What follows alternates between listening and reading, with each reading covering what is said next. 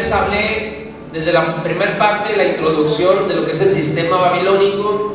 En la segunda parte hablé de una de las columnas del cual se conforma este sistema babilónico. Hablé de los medios de comunicación, que son los eteos. ¿Qué quiere decir eteos? Medios de comunicación. ¿No se acuerda que siempre traiga libreta para apuntar en cada enseñanza? Eteos. Malas noticias. La hermana Vero anda al 100. Malas noticias. Esta columna de los eteos se enfoca en utilizar todo lo que son los medios de comunicación, los noticieros, redes sociales, para infundir temor en la gente y de esa manera aprisionar su mente. ¿Y cuál era la solución contra los eteos? ¿Qué ministerio era? El evangelista, porque si los eteos significan malas noticias, evangelio, ¿qué significa? Buenas noticias. Por lo tanto, el ministerio del evangelista es el que le hace frente a esta columna de los eteos, que son los medios de comunicación. Y veíamos la base de toda esta serie, Deuteronomio 7:1: cuando Jehová tu Dios te haya introducido en la tierra en la cual entrarás para tomarla, y haya echado delante de ti a muchas naciones, el eteo, el gergeseo, el amorreo, el cananeo, el fereceo, al heveo y al jebuseo, 7 naciones mayores y más poderosas que tú. Esa es la tarea que tenía el pueblo de Israel al entrar a Canaán, que era la tierra prometida. Ahora, esta parte se trata de conquistarlos. Dios les dio la tierra de Canaán, ahí está, esa es suya. Ok, Señor, ¿ahora qué hacer? Solamente conquístenla. Hay que echar fuera a todos esos que están ocupando la tierra que yo había diseñado para ustedes. Es decir, que Dios está realmente interesado en ocupar las 7 columnas de la cual, o las 7 esferas de autoridad en la cual este sistema babilónico se mueve, y ha infundido engaño y mentira a través, como les dije, de la pasada vimos lo que es los eteos, que son los medios de comunicación, la religión, economía, gobierno, cultura, religión y familia y religión ya le había dicho. Educación. Ahí está. Excelente. Hoy vamos a ver voy a tratar de avanzar las dos esferas de autoridad. Los primeros es el amorreos. Los amorreos operan en la esfera de la educación. Estos amorreos apunte lo que significa la palabra amorreo: jactarse, actuar con orgullo en el corazón. Eso es lo que significa amorreo. Jactarse, actuar con orgullo en el corazón. Esto es la columna de la educación, o la esfera de la educación donde los amorreos operan. Esto es prácticamente alguien con orgullo en el corazón. Opera la filosofía, la madre de todas las filosofías del hombre, que es el humanismo. Basta con una mentira filosófica para que Satanás pueda tomar en totalidad lo que representa esta esfera de la educación. Ahora, desde que entramos en un nivel educativo, preescolar, primaria en adelante, este sistema babilónico fue diseñado con el único propósito de que por medio de la educación tú solamente conozcas y creas lo que este sistema quiere que sepas, nada más. No te va a enseñar más allá de lo que necesitas saber para ser funcional en su propio sistema. Por eso es curioso que años atrás, incluso dentro de la misma Constitución de los Estados Unidos, está fundamentado en palabra bíblica. Y antes, en las mismas escuelas de Estados Unidos se enseñaba la Biblia, se enseñaba a orar. Viene una reforma en el gobierno, una reforma educativa, y eliminan la palabra de Dios, suben los índices de asesinatos, los índices en los mismos adolescentes matando a otros adolescentes. Y hace como un mes vi la noticia de niño de alrededor de 9 años, 10 años, por medio de un arma que tomó de su papá, mató a 4 de sus compañeros en la escuela. Imagínate esto. Es decir, que todo el sistema está diseñado para sacar a Dios de tu vida. Por eso, en la esfera de la educación representa la columna o representa la base de todo lo que tú deberías conocer del sistema para desechar todo lo que venga o provenga de lo que es llamado Dios. Leía, saqué un escrito de cómo es que este sistema o por qué el sistema educativo está diseñado en la manera como nos enseñan. Y fíjese esta parte, dice: nacemos con un procesador cerebral derecho y uno izquierdo, lo cual significa que ambos lados de nuestro cerebro procesan la información de una manera completamente diferente. Dice: el izquierdo es verbal y procesa la información de manera analítica y secuencial. Primero toma los fragmentos individuales de información y después los reúne para formar un todo. Procesa los pensamientos paso a paso y las palabras son su manera principal para comunicar la información. Es decir, que el lado izquierdo es solamente verbal. Todo lo que yo estoy hablando ahorita, su parte izquierda lo está recabando la información. Dice: este lado izquierdo es altamente organizado, le gustan las listas, la planeación, las reglas y guardar la hora. Santo Dios. Dice: le gusta observar, es lógico, es secuencial, racional, analítico y objetivo. El cerebro izquierdo escucha lo que se dice y se comunica verbalmente. ¿Usted qué parte opera? ¿En el izquierdo? El izquierdo. También explico el derecho. Hermano, con tal de contestar ese. No me descarten todo, estoy en todo. Dice: el derecho, fíjese, la parte del derecho de su cerebro dice, es visual y procesa la información de manera intuitiva y simultánea. Primero observa la imagen en su conjunto y después examina los detalles. La corteza cerebral derecha está conectada a la izquierda por medio de fibras nerviosas que permiten el paso de los mensajes entre los dos. Dice: el hemisferio derecho es el procesador creativo, mientras que el izquierdo recupera de manera robótica los datos que tenga almacenados. Dice: a diferencia del enfoque metódico del izquierdo, el derecho lo procesa todo a la vez. Las imágenes mentales son los recuerdos clave. El cerebro derecho no está altamente organizado, sino que responde a las asociaciones libres. Le gusta saber el porqué de las cosas. No es sensible al tiempo. Disfruta participar, tocar y sentir. Le fascinan los patrones, las metáforas, las analogías, los juegos de rol y lo visual.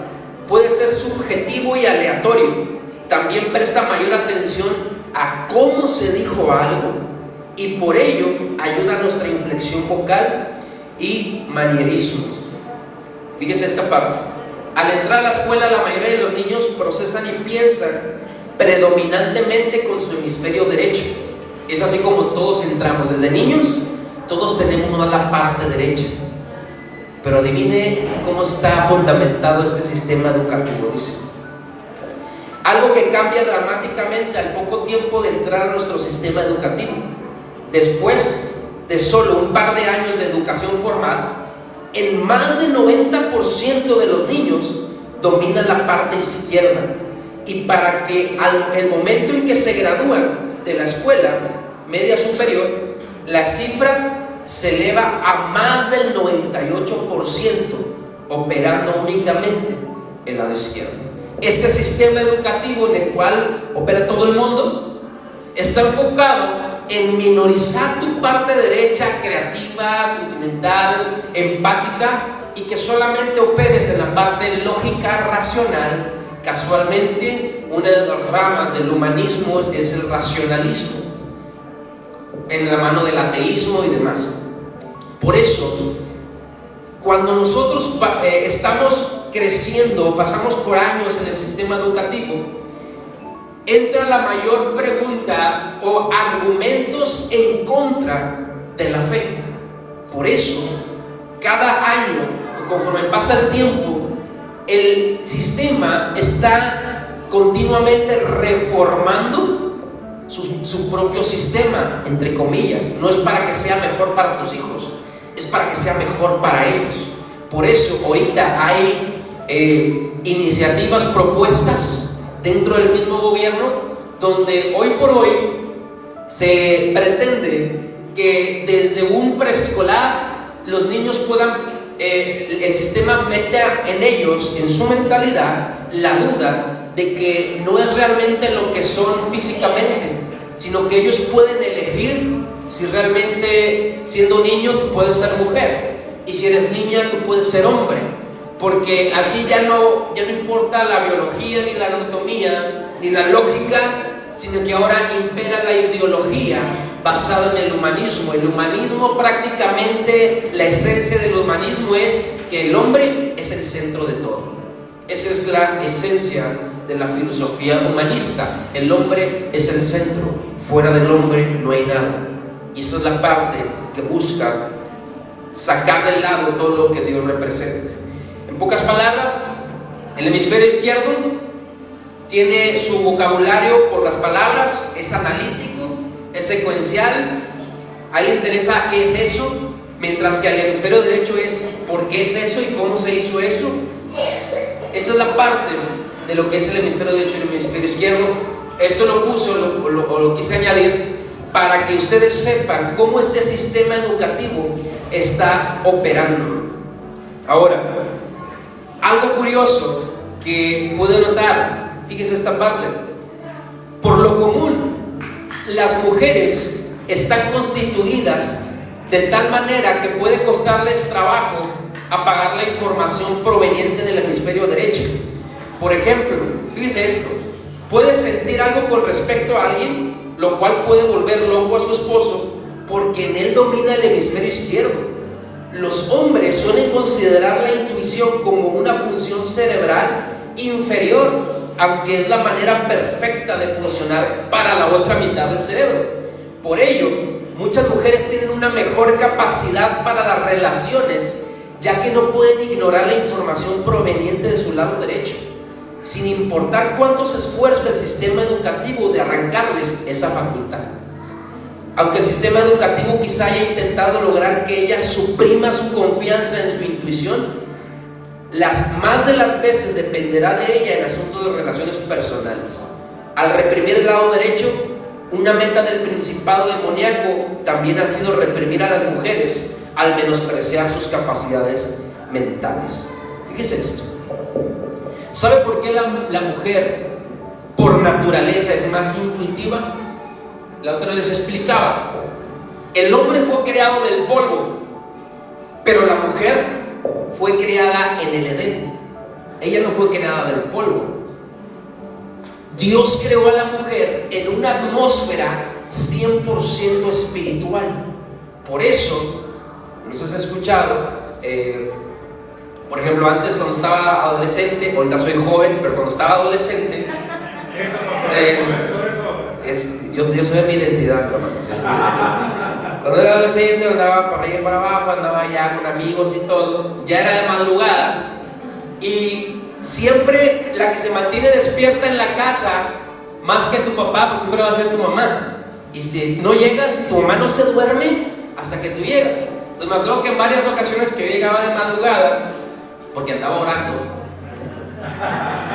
llegaba de madrugada y de pronto, si pasaba algo, la primera en saber sin que le dijeran era mi mamá. Pasó algo, búscalo, algo pasó, y no estaba lista y hasta que le atinaba y sabía que algo pasaba. ¿Por qué? Porque la mujer por naturaleza y por diseño tiene algo llamado en la Biblia como un don que se llama discernimiento de espíritu.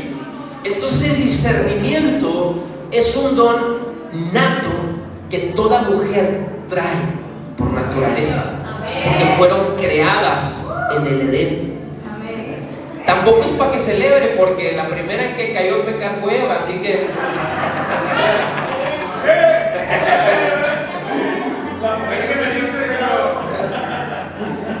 Pero ahora ninguno de los dos tenemos excusa, porque ahora el Espíritu Santo opera en cada uno de nosotros, así que los errores es responsabilidad, pero gloria a Dios que ahora por medio del Espíritu Santo accedemos. Sin embargo, la mujer, mire, es fácil.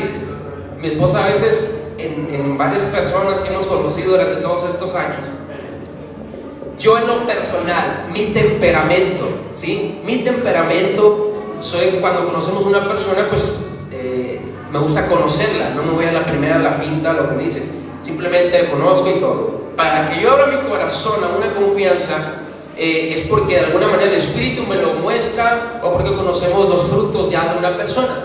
Pero a veces es que mi esposa me dice, oye, conocemos a una persona y me dice, oye, como que no me da confianza esta persona. Y uno como, no, pero como, mira, hablamos con ganas de un padre y así ya sabe. Y pasa el tiempo y resulta que después de que ella me ha dicho que no le das tanta confianza a esto y el otro, resulta que al tiempo, lo que me dijo mi esposa 3 meses antes de estar embroncado, era real. Porque a veces uno piensa que por el conocimiento, la experiencia, ay, ¿cómo es que tú, mira, Dios me hace sentir esto? Pero la del discernimiento nato es la ayuda idónea. Ayuda idónea, fíjense esta parte. Y no me van a dejar mentir. Mujeres, ¿cuántas veces han tenido la razón cuando sus esposos no hacen caso? Algunas veces, casi siempre, hermano. Bueno, casi siempre.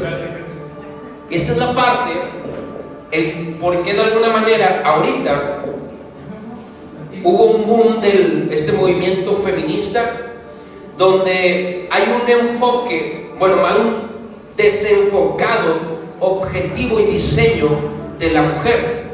Cada uno, cuando Dios nos creó, no es porque alguien sea más o menor que el otro, sino cada uno tiene un diseño y un propósito específico. Y la mujer lo que menos pretendiera en su diseño es querer ser como el hombre. Al contrario, debería ser al revés. Los diseños y los dones y talentos que Dios puso en la mujer son únicos, porque son un diseño en un ambiente totalmente espiritual. Ahora, no estoy aquí tampoco menospreciando al hombre, sino que cada uno tenemos un diseño específico y un propósito, que ni uno debería de menospreciar al otro, porque estarías atentando contra el mismo Dios que diseñó y creó todas las cosas. Por eso, en el sistema educativo, lo que Cristo primeramente hizo al estar predicando la palabra fue atacar esta esfera de la educación. ¿Por qué? Porque en la parte del reino que es contraria a todo este sistema babilónico, llegó Cristo a una cultura donde estaba impregnada de la cultura griega. Es decir, el pensamiento griego operaba y dominaba en la cultura romana y también en la cultura judía, al grado que comenzaron a cambiar incluso sus mensajes al momento de dar los mismos maestros, los mismos rabí, para enseñar la palabra. Estaban impregnados de esta cultura griega, de donde viene todo el pensamiento humanista, que la Biblia también lo llama el espíritu de Grecia, que en Daniel menciona cuando el mismo ángel Gabriel y Miguel lucharon contra estos espíritus, estos principados. El príncipe de Grecia es el que liderea esta esfera de la educación, es un principado. Ahora, Jesús llegó y precisamente fue lo primero que desafió a todo el perfil, cultura griega, el pensamiento griego, para hacerles ver que el reino de los cielos era contrario a lo que estaban diciendo. Mateo 3, 1 y 2, Gabriel. Mateo capítulo 3, versos 1 y 2. Fíjese esto. El primero que llegó a desafiar esta cultura, esta esfera de la educación, pegándole al corazón, que es el pensamiento griego, fue Juan el Bautista. Fíjese el verso 1. Mateo 3, 1. En aquellos días vino Juan el Bautista predicando en el desierto de Judea, ¿que sigue? Y diciendo: arrepentíos, porque ¿qué? El reino de los cielos arrepentíos porque el reino de los cielos. El 4:17, nadie, capítulo 4, verso 17. Desde entonces comenzó Jesús a predicar y a decir que arrepentíos, porque el reino de los cielos se ha acercado. lo mismo que quién, Que que Juan el Bautista. Ahora le voy a decir por qué. Ahorita le dije que el sistema educativo está basado solamente a desarrollar el hemisferio izquierdo. Ya le expliqué cuál es el hemisferio izquierdo y el hemisferio derecho que hace. Si el sistema educativo está enfocado en desarrollar el lenguaje griego, que es el pensamiento analítico, etcétera, etcétera, y suprimir la parte creativa, espiritual e intuitiva del ser humano, el primer mensaje de Juan el Bautista y Cristo Jesús fue principalmente contra este pensamiento griego. ¿Por qué? Porque la palabra arrepentíos viene de una palabra griega que se llama metanoeo. Muchos dicen metanoia, pero el género real es metanoeo, que significa cambio de pensamiento, un cambio de mentalidad. Lo que Juan el Bautista y lo que Cristo estaba hablando en ese momento es: el reino de los cielos se ha establecido y está frente a ustedes. Por lo tanto, tienen que desechar lo que han sabido hasta hoy, porque apenas van a experimentar el verdadero poder y diseño de Dios para ustedes. Cambien su manera de pensar, dejen de estar pensando en la forma analítica, racional, porque ahora el reino de los cielos no opera en base a racionalismo, sino opera en base a la fe. Algo que tu hemisferio derecho, en la intuición, está diseñado para conectarse con Dios. ¿Me está entendiendo? La primera esfera que Cristo desafía con su mensaje es precisamente la esfera de la educación.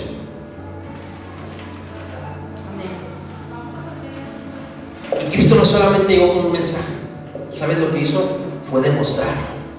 Si el hemisferio izquierdo opera en base a lógica, en base a análisis, en base a racionalismo, a intelecto, a buscar una lógica en todo, Cristo llegó y fue lo primero que demostró.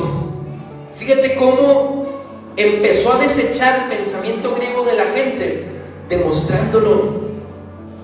¿Por qué? Imagínate cuando llegó con la gente, digo, ¿sabes qué?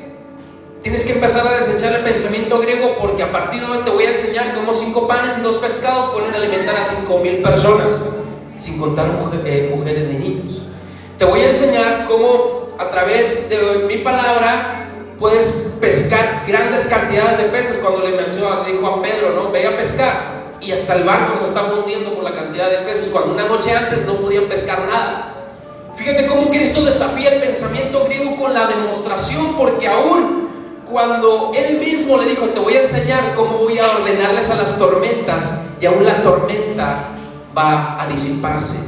¿Cómo tu lógica puede explicar lo que sus ojos están viendo? ¿Cómo su pensamiento analítico podía explicar la multiplicación de 5 panes y 2 pescados para más de 5,000 personas? El reino de los cielos no solamente se basa en palabras, sino en poder. Si tú no puedes demostrar el Dios el que tú predicas, eres parte del mismo sistema que solamente quiere congregar gente y no mandar discípulos. El reino de los cielos viene a romper todo el análisis y toda la lógica que este sistema por años nos ha enseñado, para enfocar en que Dios no existe, en que Dios solamente es un mito. Y ahora, ¿cómo puedes tú, si tienes a tus hijos, o nosotros que hemos estado en un sistema educativo desde niños, pero ahora que tienes a tus hijos en una escuela, no te estoy diciendo, no, sácalo de ahí, ya, no, tú enséñale, no. Pueden estar en cualquier área, en cualquier escuela, en cualquier universidad, pero ¿sabes quiénes son los encargados de romper la esfera de este espíritu de pensamiento de Grecia en tus hijos? La educación, maestros. ¿Quiénes son? Si el evangelista es en los medios de comunicación, en la educación, ¿cuál es el ministerio que le hace frente? El ministerio de los maestros. Ahora, pero no como tú te imaginas. Porque los primeros maestros que tu hijo va a escuchar, ¿quiénes son? Los padres. Debería de ser los padres. Búscame Proverbios 22:6, Daniel, por favor. Proverbios 22:6.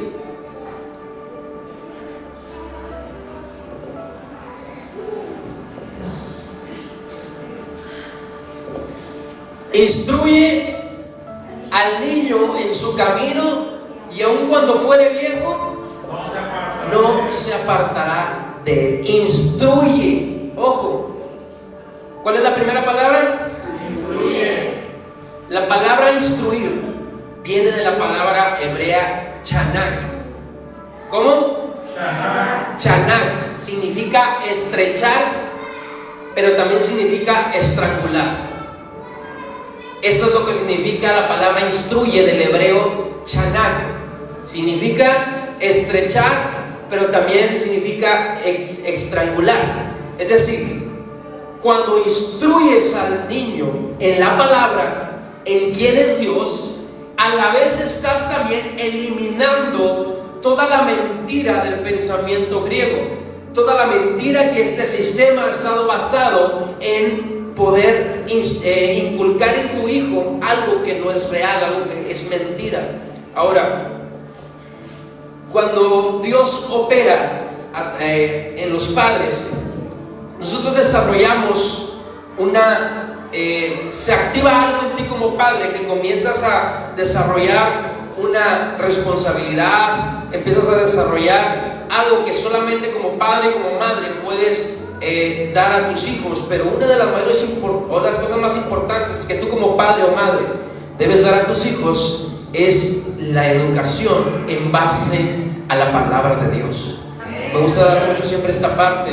Cuando el ángel se apareció a María y a José, les explicó el propósito de quién era él, que era el Salvador del mundo. Ahora, para cuando Cristo Jesús comenzó a crecer, él estaba siendo instruido en que él era el Salvador. ¿Y quién le enseñaba a él?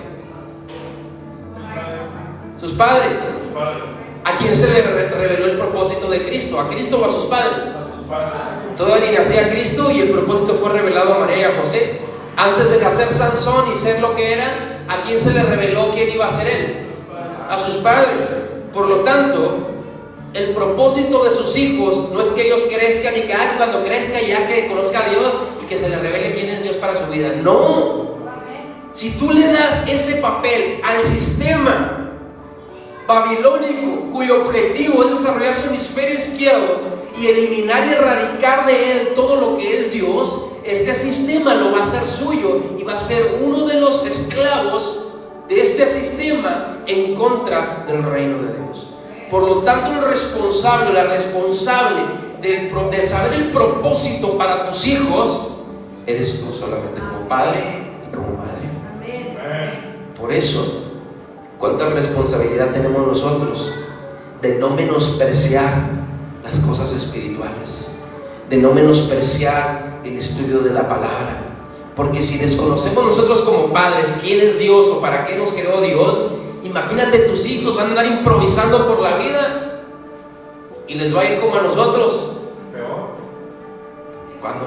cuando carecíamos de esa instrucción, carecíamos de quién es Dios, a qué se dedica ese sistema, cómo pega este sistema. Los maestros son clave. El ministerio del maestro es clave para hacerle frente a este sistema babilónico. Porque si te fijas, la primera aparición de Cristo fue en la iglesia, en el templo, y dice que estaba con ¿quiénes?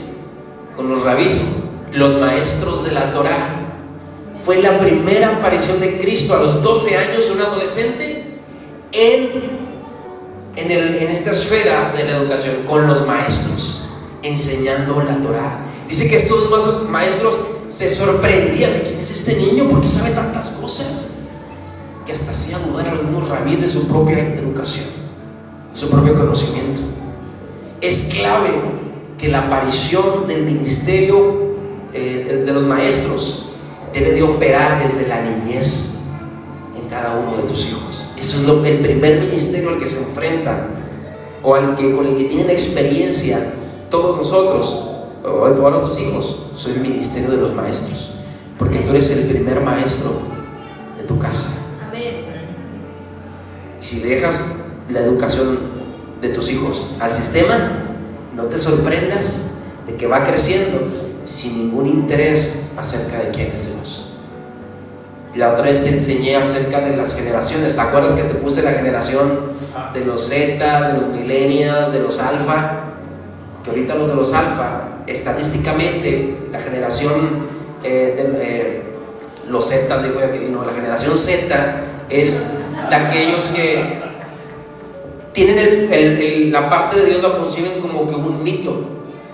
Pero la generación alfa, que son los niños menores de 9 años, estadísticamente, ya para ellos ni siquiera Dios está como un mito. Ahí Dios ya no existe, Dios ya no es mencionado, porque este sistema está reformándose para cada vez meter lo malo como bueno, para que lo ilegal y lo perverso sea algo como legal y algo bueno para el niño. Vi en varios videos cómo están, sobre todo en Europa, en un preescolar ponían a niños de 4 o 5 años y ponían a un hombre semidesnudo en el piso, boca arriba, y le decían a la niña, la maestra, ven, tócalo, y tocaba todo su cuerpo y las partes de su cuerpo, y me dice, ¿qué sentiste? A una niña. Pues son niños, imagínate la inocencia de un niño.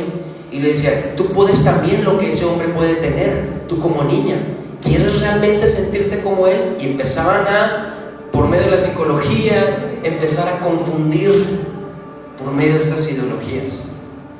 Que todos ahorita aquí en México, Latinoamérica, Estados Unidos están, sobre todo aquí en Latinoamérica y en México, está la parte como iniciativa.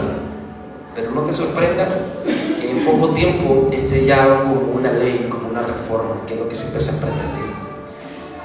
Nosotros como padres no podemos parar las leyes del gobierno, pero si tú puedes formar en tus hijos el modelo correcto de acuerdo al diseño de Dios para tu vida. Si tú descuidas tu función como padre, como madre, estás entregando el futuro de tus hijos a un sistema que es perverso y corrupto por naturaleza. De lo contrario, todas las promesas proféticas que había sobre ti van a haber cumplimiento en tus hijos. Pero si tú descuidas la parte que te toca, no le eches la culpa a Dios de que Dios no cumplió. Esto depende de ti y es Dios a través de ti. Me estoy yendo rápido porque quiero avanzar con la otra esfera. Esto es con respecto a la educación. ¿Quiénes son los de la educación? No. ¿Quién representa el monte de la educación? Los amorreos. ¿Qué significa amorreo? Jactarse, orgullo en el corazón, es el humanismo. Y ahora le voy a hablar, no me voy a muchos detalles porque me extendería demasiado, sobre los fereceos. Los fereceos representan la religión.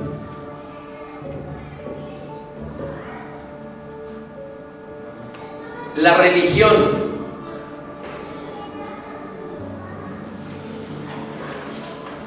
Deuteronomio, Josué 17, Gabriel, por favor. Josué 17, 14. Los fereceos representan el monte de la religión. Ahora, quiero definir un poco o reenfocar lo que significa religión, porque a veces decimos o tenemos un significado erróneo de la religión por lo que hemos visto que nos ha decepcionado a través del tiempo.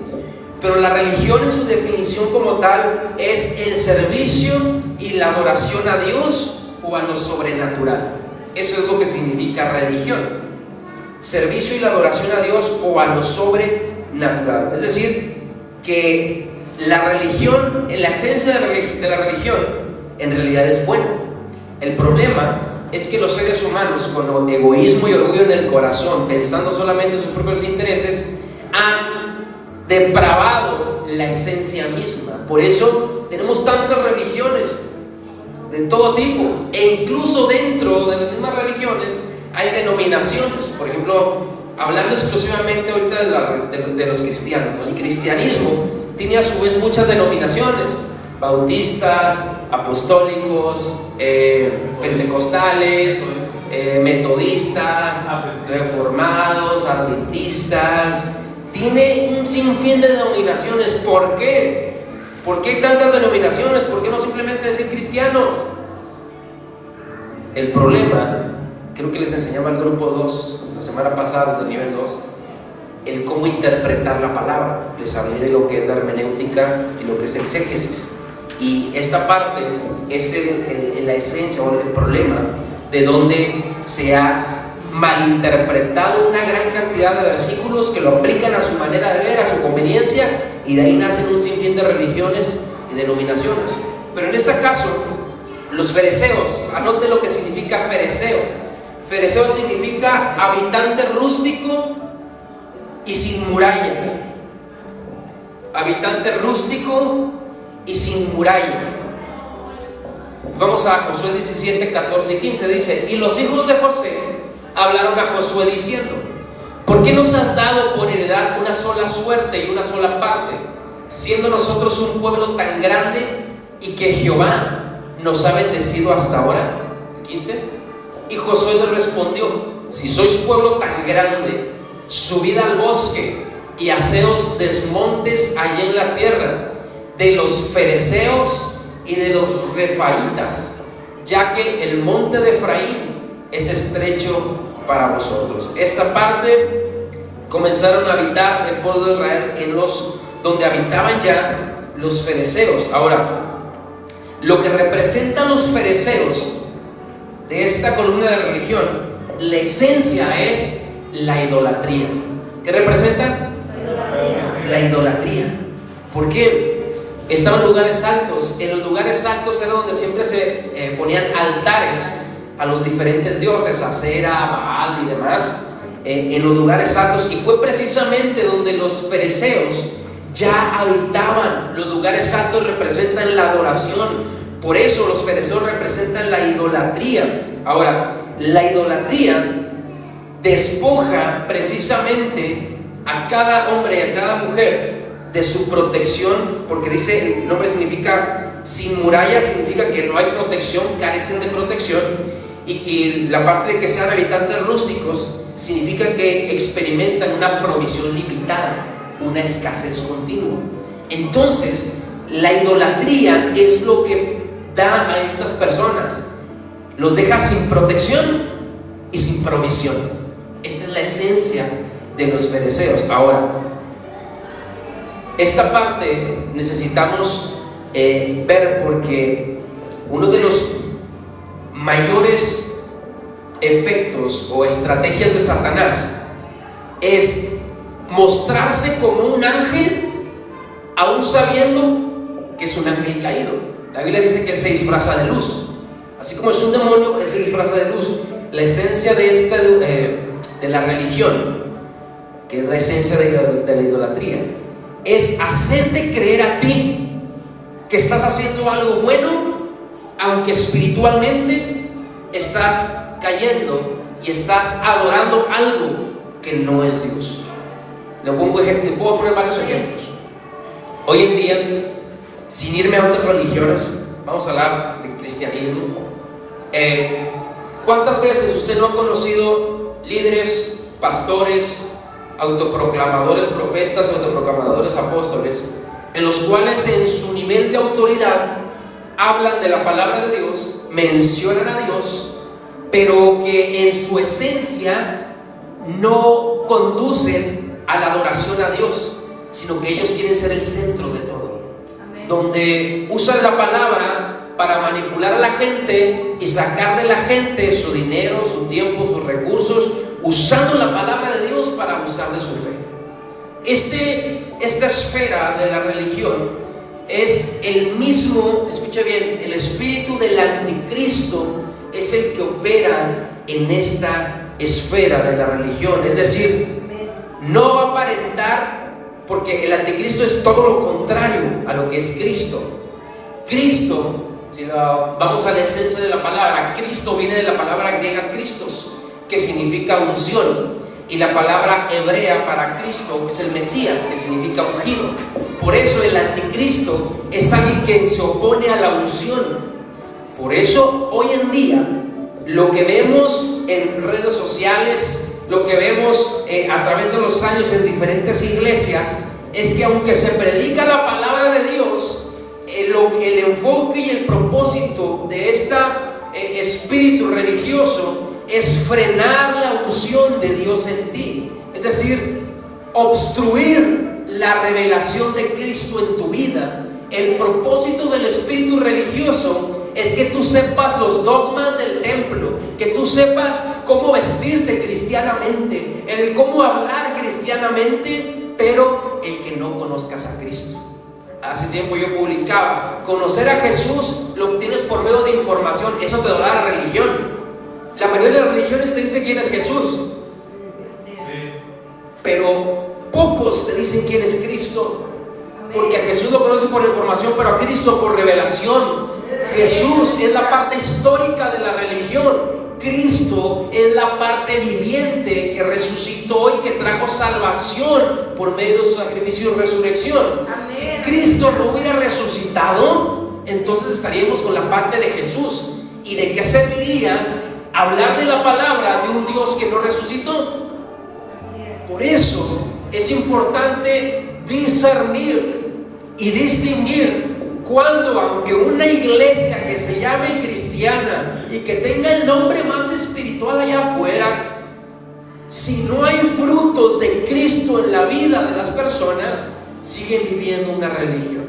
¿Sabes cuál es la religión? Para un pastor que vive en un espíritu religioso, le interesa tener congregantes a más no poder. ¿Por qué? Porque entre más congregantes, más diezmos entran y más dinero me lleva. Pero no le interesa tener una relación contigo, porque tener una relación contigo implicaría orar por ti, aconsejar por ti, saber por qué estás pasando eso, encontrar una solución a eso. Y para eso hay que orar, ayunar, estar esperando a Dios. Pero como no le interesa tener relación contigo, le interesa lo que tú aportas.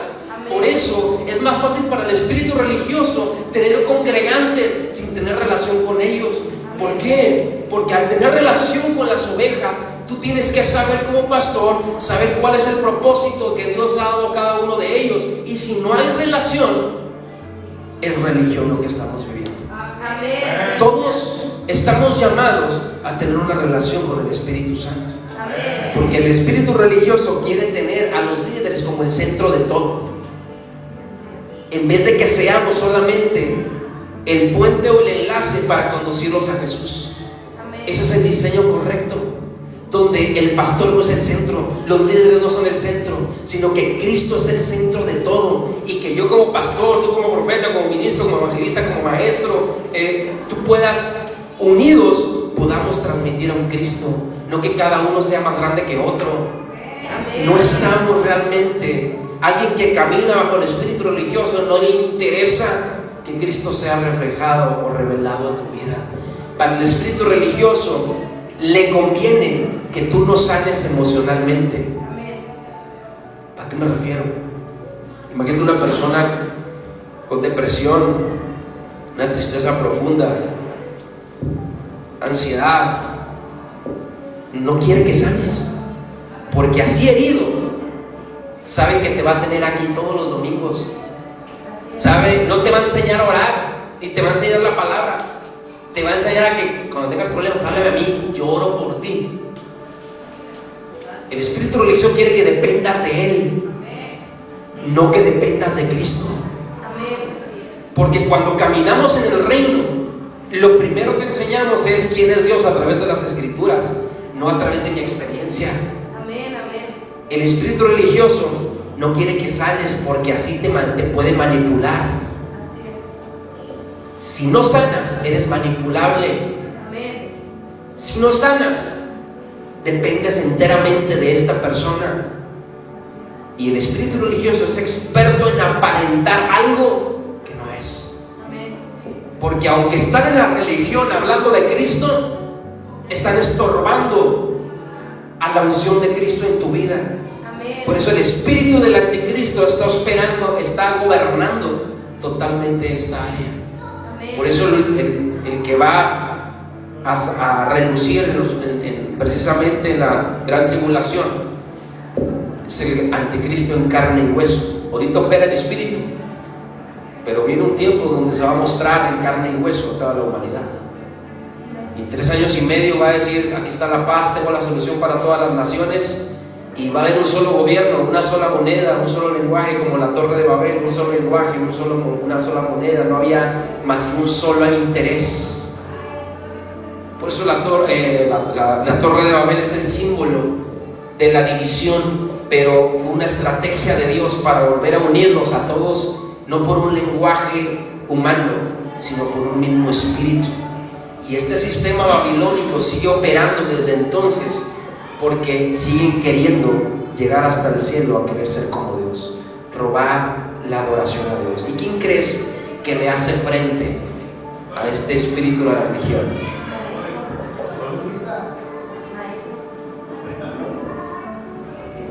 Son dos.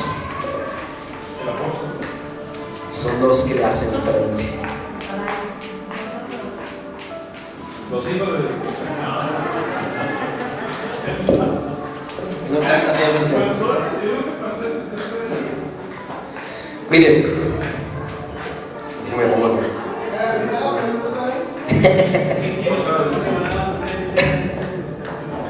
¿Quién es el que le hace frente a esta esfera de la religión?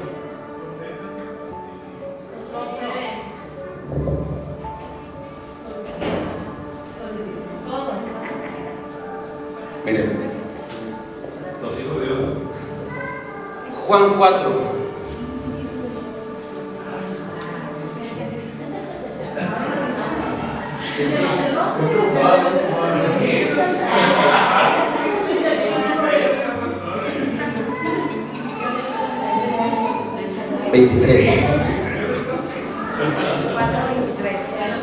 Mas la hora viene y ahora es cuando ¿quiénes? Adorarán al Padre en espíritu y en ¿qué? ¿Qué es el anticristo? Mostrarte algo verdadero que realmente es mentira. Dice, porque también el Padre tales adorarán, busca que le adoren. El 24, Dios es espíritu y los que le adoran ¿qué? En espíritu y en verdad es necesario que le adoren. Es necesario que le adoren.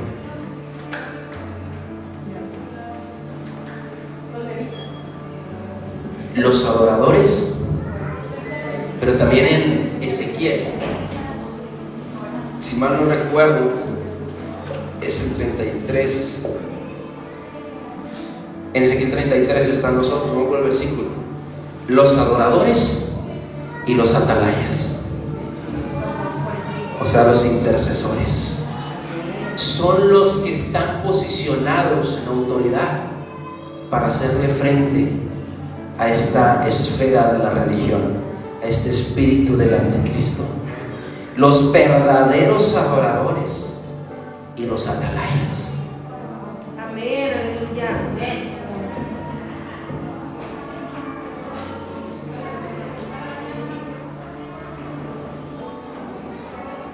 Amén, amén.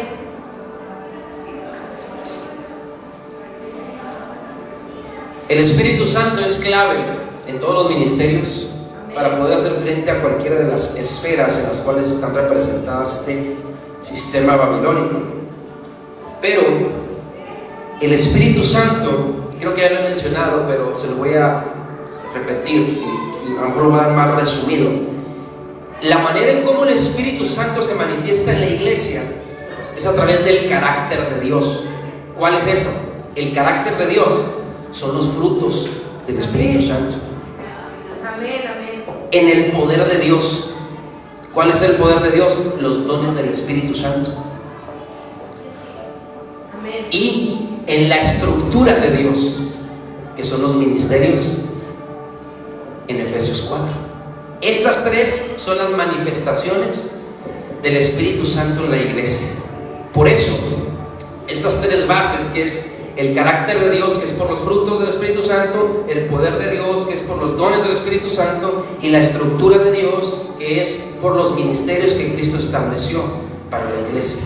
Ahora, si nosotros no estamos conscientes de nuestro llamado, de nuestro propósito aquí en la tierra, vamos a caer siempre en una constante estancamiento, porque una iglesia reformada debe de estar en constante reforma. El problema es cuando nosotros, por el espíritu religioso, nos estancamos en algo. Le voy a dar un ejemplo. Si hablamos hace 40 años atrás, era un boom la parte de las campañas evangelísticas, ¿se acuerdan? Era y funcionaba y todo, no digo que no funcione hoy. Sin embargo, a veces cuando carecemos de la revelación del Espíritu Santo para una renovación constante, caemos en un estancamiento religioso. No, pues es que Dios siempre nos ha usado así. Hace 40 años Dios me dio la visión y así hemos estado desde siempre. Hace 40 años no estaban las generaciones que están ahorita. Hace 40 años los que ahorita eran atraídos por las campañas, ahora no son atraídos por las campañas. Ya ni los adolescentes ni jóvenes salen de su cuarto. Hoy las estrategias cambian. Es el mismo Dios, pero no su manifestación es igual que hace 40 años. El conocimiento de la palabra, la divulgación de la palabra no es la misma que hace 50 años. Por eso Romanos 12:2 nos habla de una renovación de ¿qué? De entendimiento, porque este espíritu, la parte de la educación está metido, va de la mano con la religión. Si no cambias tu manera de pensar, no entras en la renovación que da el Espíritu Santo. Por eso muchos hablan de Dios por lo que solamente les enseña su religión.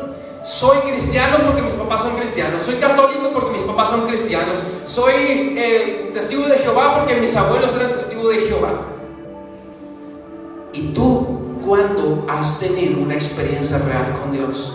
Que te saque de la religión tradicional y generacional y comiences a experimentar al Dios que la Biblia habla. Un Dios real, que sigue haciendo milagros el día de hoy, que sigue hablando, que sigue restaurando, que sigue transformando. Pero nos quedamos con la educación religiosa y no podemos entrar en lo que Dios está hablando el día de hoy. Por eso solamente repetimos lo que escuchamos desde un púlpito y no nos metemos en la palabra a que confirmen si lo que les estoy predicando es verdad. Así es, amén. Esto es lo que hace la religión. Amén. Hacerme parecer a mí como el pastor de que lo que yo digo es verdad porque soy el pastor. Eso es mentira. Mentira.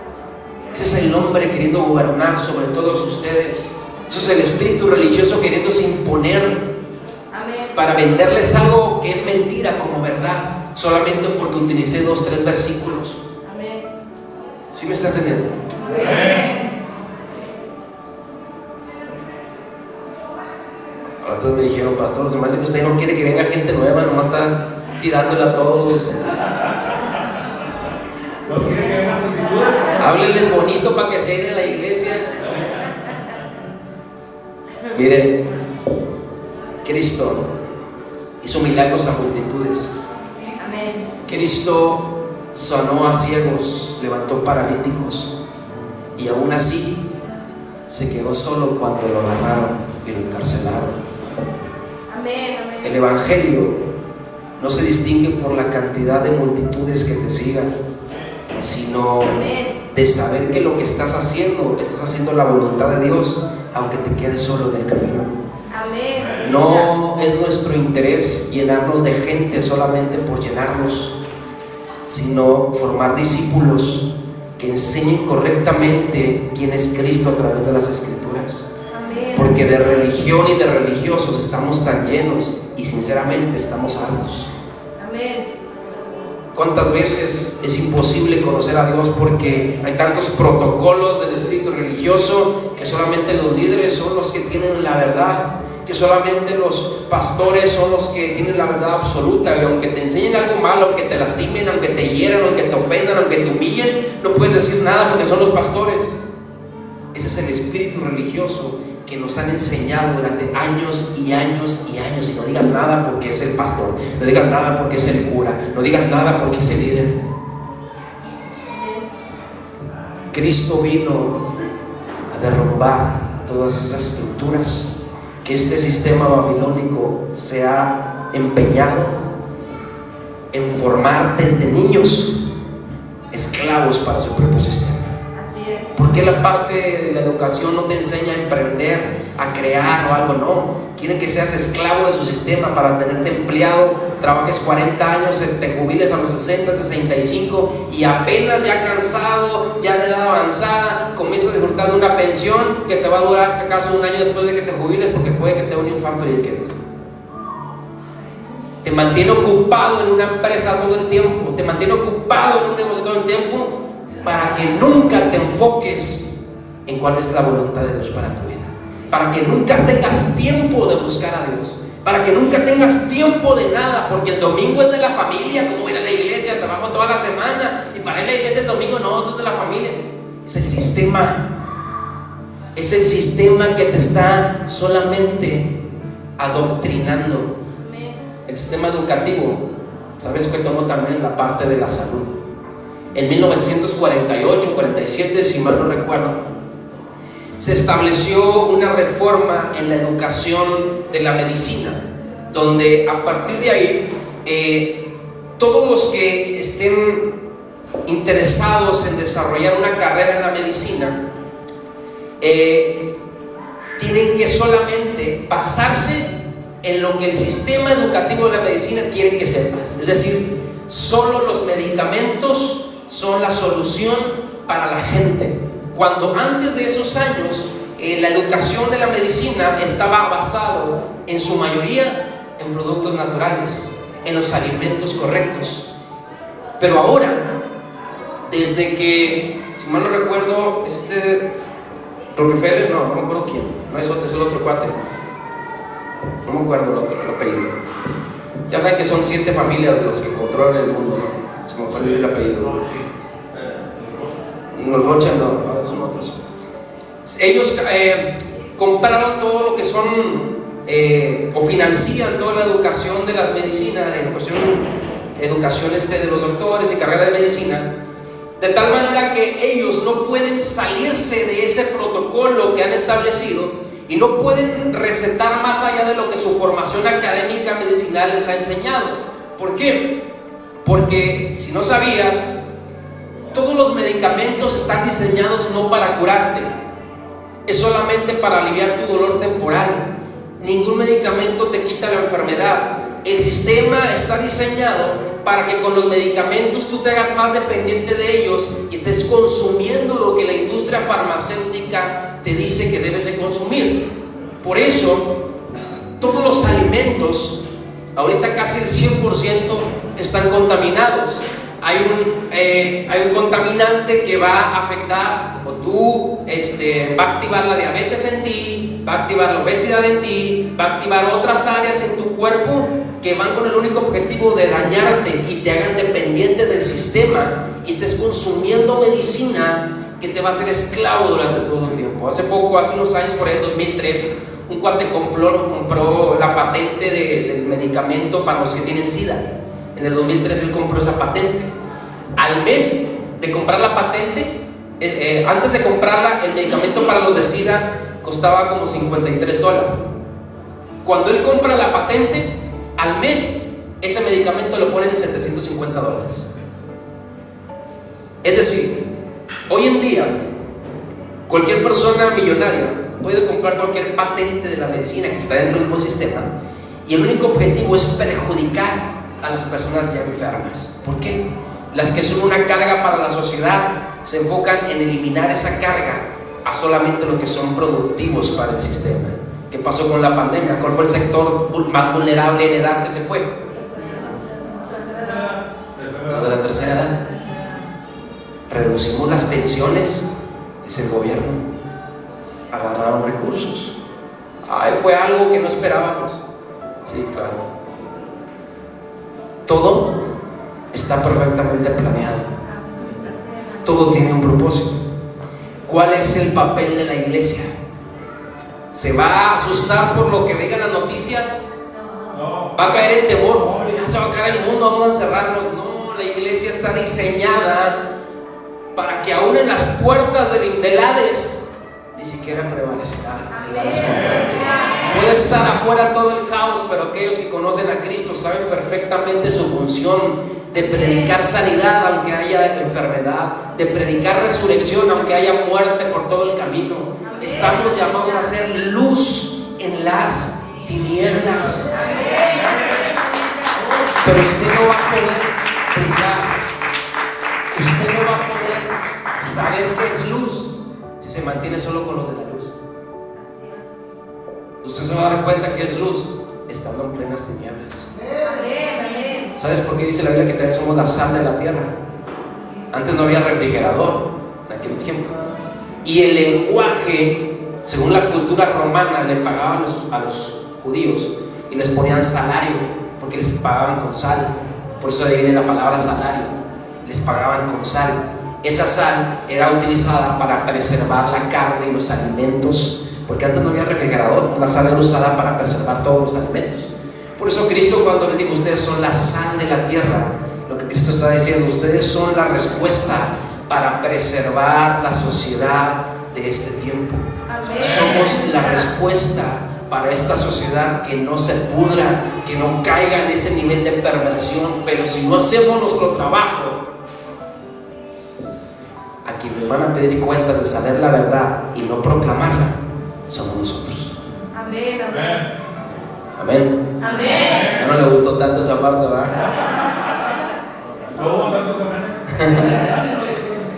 Estamos llamados, iglesia, a escudriñar las Escrituras, a que el Espíritu Santo realmente es nuestro ayudador. Quiero terminar con estas citas en Juan 14, 25 y 26. Juan 14, 25, 26. Alguien acá búsqueme Juan 16, 13. Y alguien más búsqueme Hechos 1, versos 4, verso 5 y verso 8. Primero Juan 14, 25, 26. Acá adelante dice: os he dicho estas cosas estando con vosotros, mas el Consolador, ¿quién? El Espíritu Santo, a quien el Padre enviará en mi nombre, Él os enseñará todas las cosas y os recordará todo lo que yo os he dicho. La otra vez investigaba lo que es la palabra recordar, hace como 7 años, yo no me acuerdo. La palabra recordar viene del latín recordaris, y el significado es pasar por el corazón. Cuando tú tienes un recuerdo, en realidad está pasando por tu corazón. ¿Se acuerdan que les expliqué la memoria de la mente y del corazón? Cuando el Espíritu Santo habla de esta parte, Él enseñará todas las cosas y os recordará todo lo que yo os he dicho. ¿Sabes cuando hay realmente que vas a hacer algo malo y de repente no lo hagas, a lo mejor no lo vas a hacer? Es porque quien gobierna en tu corazón, ¿quién es? El Espíritu Santo. Es el que te direcciona, es el que te conduce. Por lo tanto, si el Espíritu Santo es el que gobierna nuestras vidas, tú no tienes por qué tener temor de nada. Así venga cualquier persona impregnada del anticristo, la palabra de Dios es clara, que quien dirige nuestros pasos, que quien pelea por nosotros es el mismo Señor. Juan 16:13, ¿quién lo tiene? Cuando venga el Espíritu de verdad, Él nos guiará a toda la verdad. Él no hablará por su propia cuenta, sino que les dirá lo que ha oído y les contará lo que sucederá en el futuro. ¿Quieres saber qué va a pasar en el futuro? ¿Y por qué no lo sabes? ¿Qué acabamos de leer? ¿Quién te va a revelar? El Espíritu Santo.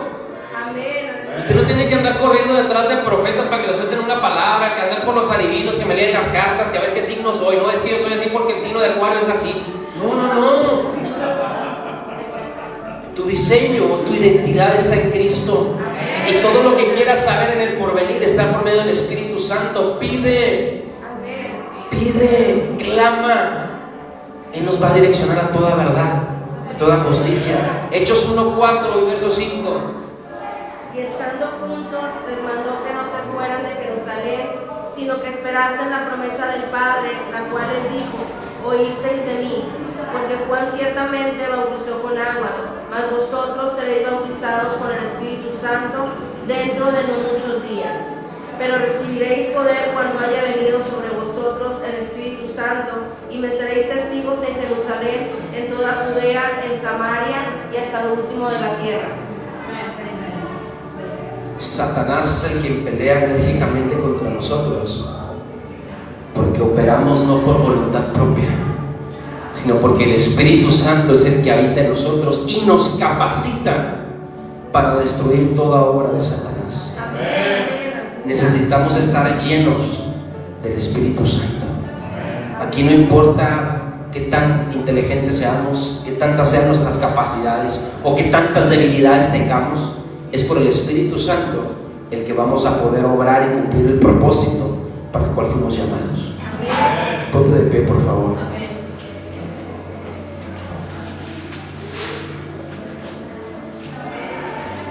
Quiero orar por esta parte.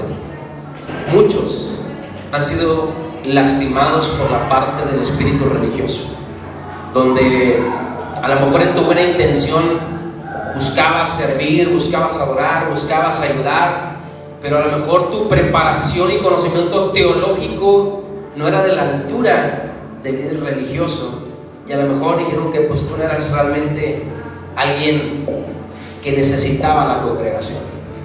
Muchos de ustedes dieron muchos años a un lugar que a lo mejor los hacía sentir bien por su hambre con Dios, pero nunca desarrollaron esa parte del propósito real de Dios para sus vidas. Y quiero decirte que es el mismo Espíritu Santo el que te direcciona inclusive hasta el día de hoy, para que tú recibas no solamente sanidad o restauración, sino que recuerdes, como leíamos hace rato, que recuerdes el diseño de Dios para ti.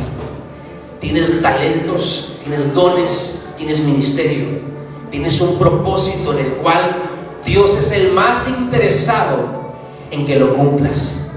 Dios es el más interesado en que camines en base a lo que Él diseñó para tu vida.